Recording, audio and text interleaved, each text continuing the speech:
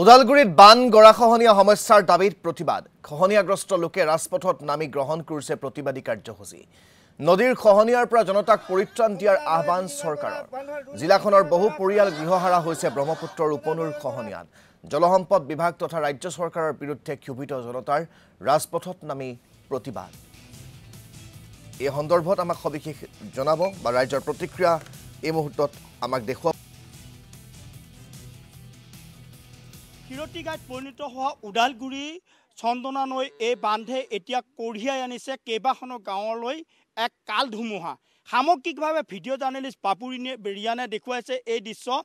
2015 চনত নিৰ্মাণ কৰা হৈছিল এই বান্ধটো চন্দনা নৈ এই বান্ধটো কিন্তু আজি পৰ্যন্ত এই বান্ধটো কিন্তু কোনো ধৰণৰ সম্পূৰ্ণ নহ'ল পথাৰৰ পানী আচলতে কেনেল আচলতে পথাৰত পানী যাব লাগে নৈৰ পৰা কিন্তু পথাৰৰ পৰাহে পানী আচলতে কেনেললৈ আহে আৰু এই বান্ধটো ইয়াত হোৱাৰ ফলত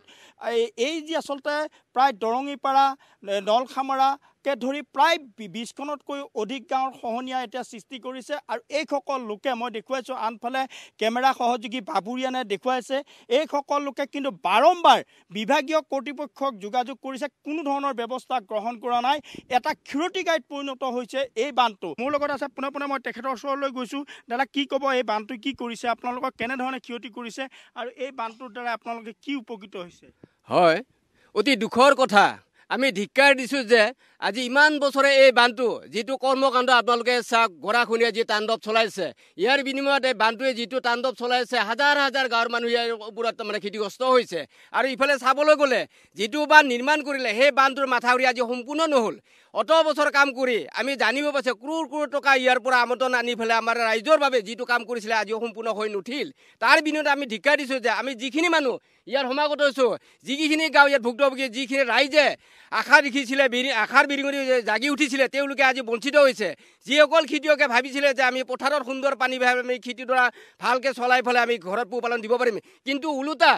যিটো কৰ্ম কৰিছিলে ৰাইজৰ উপকাৰ সেই উপকাৰৰ অপকাৰ হৈছে এতিয়া আপোনালোকে চাওক পথাৰত পানী যাব লাগে পথাৰৰ পানী ওলোটাকৈ আহি নদীত পৰিছে দেখা দেখি জল জটপ্ৰপৰ উদাহৰণ আপোনালোকে দেখা পাব আমি অনুৰোধ কৰিছোঁ যে যিটো বান্ধ আজিলৈকে হৈ নুঠিল এই অতি সোনকালে এই বান্ধটো তদন্ত কৰি আমাক উচিত বিচাৰ কৰি পেলাই আমাৰ বান্ধটো নিৰ্মাণ কৰিব লাগে ৰাজনৈতিকভাৱে আচলতে ক'ব লাগিব পৰিষদীয় যিজন ইয়াৰে পাৰিষদ তেখেত আহিছে এইসকল প্ৰতিবাদকাৰীসকলক তেখেতসকলে স্মাৰক পত্ৰ দিব আৰু মই দেখুৱাইছোঁ পোনে আচলতে গৈছোঁ তেখেতৰ ওচৰলৈ জানিম আচলতে এই বান্ধটো 2015 চনতে স্থাপন কৰা হৈছিল নিৰ্মাণ কৰা হৈছিল আৰু যেতিয়াৰ পৰা ইয়াত নিৰ্মাণ কৰা হৈছিল এই অঞ্চললৈ আচলতে এক অমানিশাৰ সৃষ্টি হৈছে তেখেতসকলে খাব শুব নোৱাৰে আৰু তেখেতসকলৰ সা সম্পত্তি যা গৈছে গতিকে তেনেকুৱা ক্ষেত্ৰত আপুনি আজি এই স্থানত আহি উপস্থিত হৈছে কি ক'ব এই মুহূৰ্তত আচলতে আজি যি আমাৰ নলখামৰা আৰু দৰংগুৰি বাকী ৰাইজসকলে এই অঞ্চলত যি আমাৰ চন্দনা নদীৰ ওপৰত ইৰিগেশ্যন এটা প্ৰজেক্ট নিৰ্মাণ কৰা হৈছে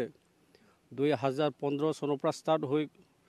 খুব সম্ভৱ 2018 মানত কমপ্লিট হৈছে কনষ্ট্ৰাকশ্যন কামটো চন্দনা নদীৰ ওপৰত যি কাৰণে আচলতে প্ৰটেকশ্যনটো কৰা হৈছিলে নিৰ্মাণ কৰা হৈছিলে ৰাইজে আচলতে কোনো লাভৱান নহ'ল বৰং তেওঁলোকক ধন্যবাদ দিছোঁ মোৰ ফালৰ পৰা মই যিমান পাৰোঁ চৰকাৰক মই অৱগত কৰিম যিমান পাৰোঁ তেওঁলোকৰ মাটি বাৰী গাঁওবিলাক সুৰক্ষিত হ'ব পাৰে এইটো আমি মানে এজন পৰিষদীয় সমষ্টিৰ ৰিপ্ৰেজেণ্টেটিভ হিচাপে যথেষ্ট চৰকাৰক মই বিশেষকৈ ক'ব লাগিব ইয়াত আচলতে 1.5 কোটি টকাৰে এই কাম ষ্টাৰ্ট কৰা হৈছিল তাৰপিছত ইয়াত প্ৰায় 18 পৰা 30 কোটি টকা ইতিমধ্যে ৰিভিউ কৰি এনেধৰণে কৈছে গতিকে CM ভিজিলেন্স বা তেনেকুৱা ক্ষেত্ৰত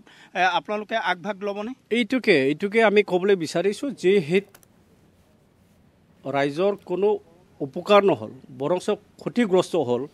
কোটি কোটি টকা ইৰিগেশ্যন ডিপাৰ্টমেণ্ট গভৰ্ণমেণ্ট অফ আছামৰ পৰা ইয়াত ইনভেষ্ট কৰা হ'ল তো এই পইচাটো আচলতে সঠিক ব্যৱস্থাত কাম নকৰাৰ কাৰণে এই যিটো নেকি সমস্যাটো আজি আহিলে কিন্তু যি ঠিকাদাৰজনে যদি এইটো কামটো বেয়া কৰিছে তেতিয়াহ'লে ব্লেকলিষ্ট কৰি দিব লাগে উচিত তদন্তৰ কাৰণে ৰাইজৰ প্ৰতিক্ৰিয়া আমি আপোনালোকক শুনালোঁ আমাৰ সাংবাদিক মুছাদ্দিক হুছেইনৰ জৰিয়তে